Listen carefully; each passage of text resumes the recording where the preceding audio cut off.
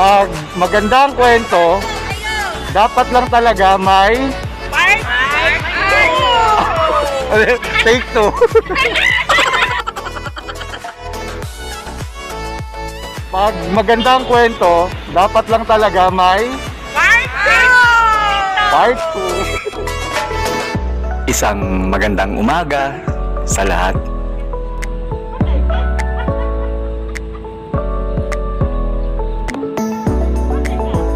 At syempre, ang unang-unang gagawin ay pagpagpagpag muna ng stress sa katawan.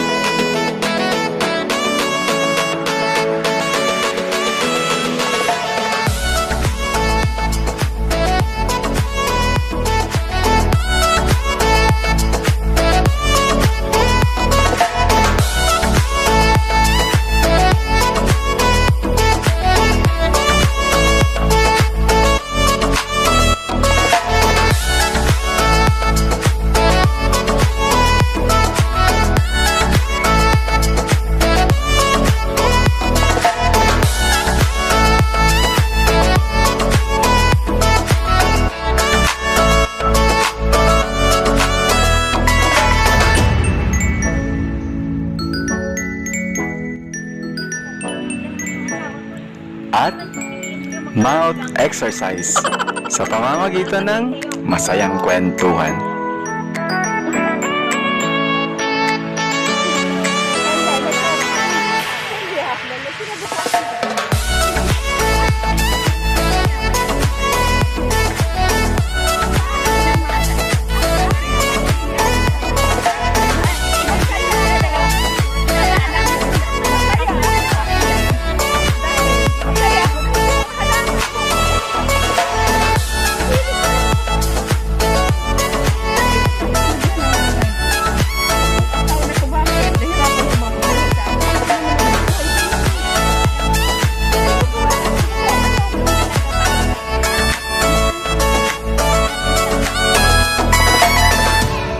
Etong park talaga ang perfect place para makapag-refresh at makapag-recharge.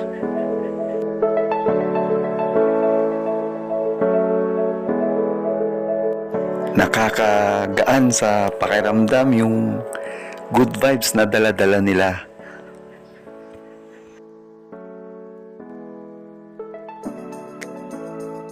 Yung authentic na ngiti at tawanan, wash out bigla ang mga nagpapabigat sa loob mo.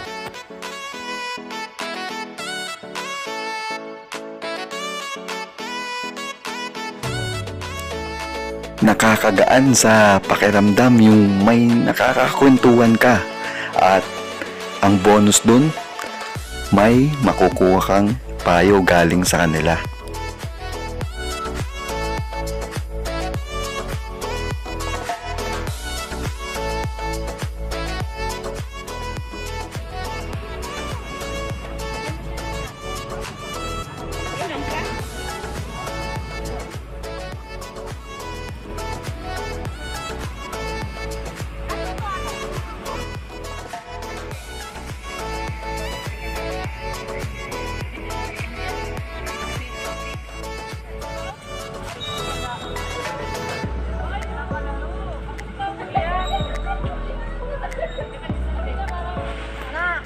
Malaking tulong yung may naituturing kang mga kaibigan.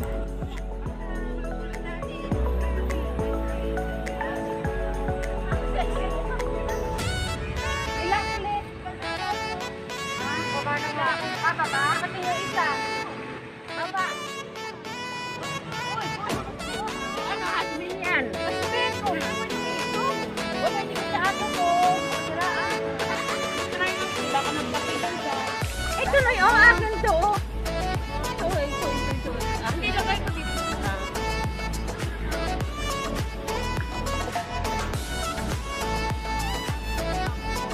Yes.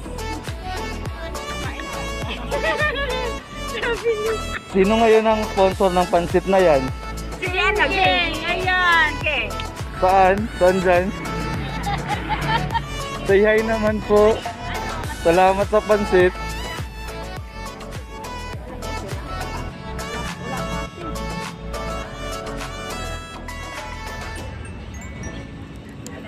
Ganito lang ang buhay. Kailangan maglaan din tayo ng oras para makangiti at makalimutan saglit ang mga problema.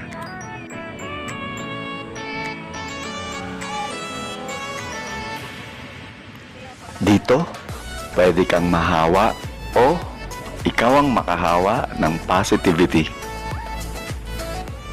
Positivity hindi ng COVID, kundi positivity in heart.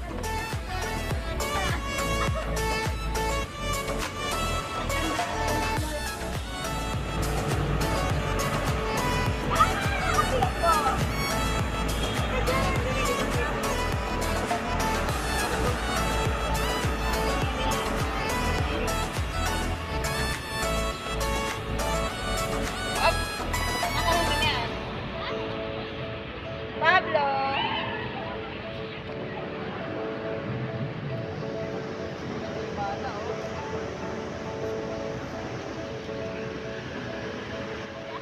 Hindi ako talaga balak na mag-asawa kasi mayroon lalaki na ligo sa akin. Pero talaga inayawan ko. Sinundan pa ako dito, inayawan ko talaga.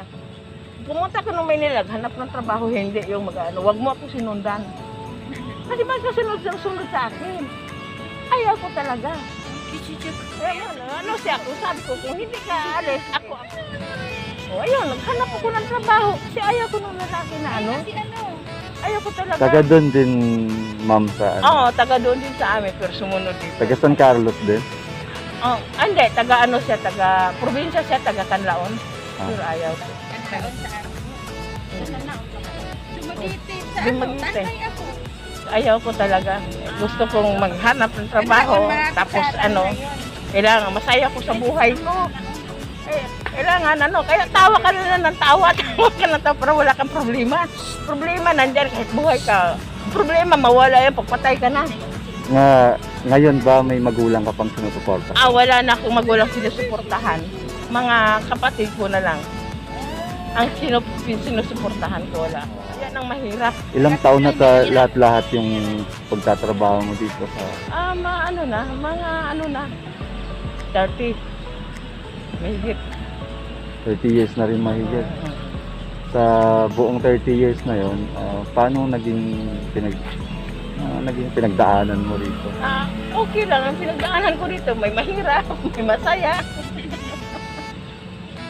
May mga panahon ba na talagang sinubo ka? Yung talagang parang umayaw ka? Hindi, wala akong sinubok na umayaw. Napabuhos ang luha mo talaga? Minsan, pag nanilinis ko yung mga kapatid ko, ayun. Pag nakakain ka ng masarap na ulam, tapos sa probinsya, hindi nakakain. Oo, yan ang naiisip mo. So dito masarap ng pagkain namin. Doon na lang nalulungkot? Oo. Tapos doon sa probinsya, wala. Hello. Si Lore. Yan si Lore. Siya Cute nagsa-sideline. Sa sideline din yan siya. Dito. Oo. Ibig sabihin, ma'am, anong sideline mo? Yan ang ano niya, Cute aso din. niya. Yung aso niya. Yung aso niya, sideline niya yan. Paano naging sideline mo? Nag-ano siya, araw-araw, inaano niya, iniikot aso niya.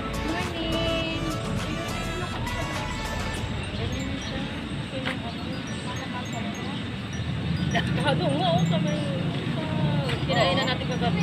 Kahapon umawag ko na tumating talaga. Nakarap siya sa'yo, baka iwanan mo siya.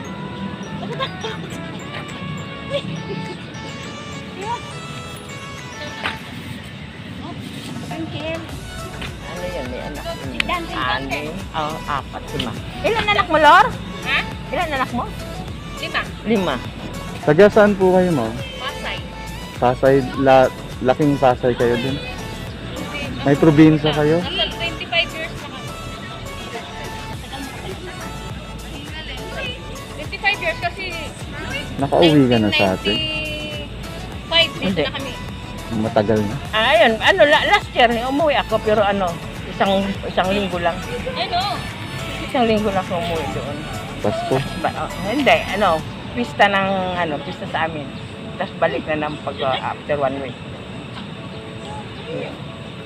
Hindi ako nagtatagal doon. Yung amo mo, ano yun, foreigner ba? Hindi. Taga dito din. Pilipino din. Matagal mo na silang amo. Din, matagal na. Hindi din ako lumipat sa ibang amo. Tagal.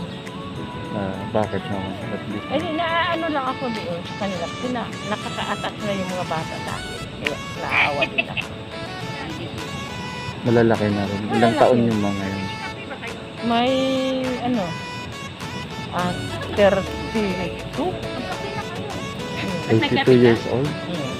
So, halos tayo. Ako na po pala. Nagpalaki? Talaga? Yun ang masakit. Yun ang ano nun, no? Pag Masyadong attached na sa'yo yung mga bata.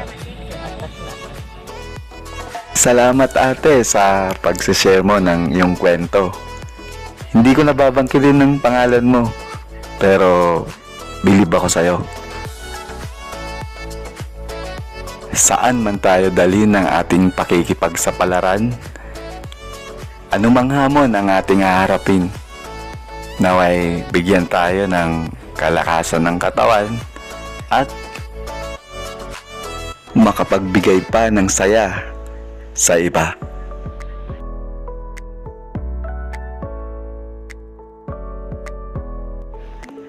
Ako pa rin, si Joe M. Wonders. Kwento nyo naman sa susunod.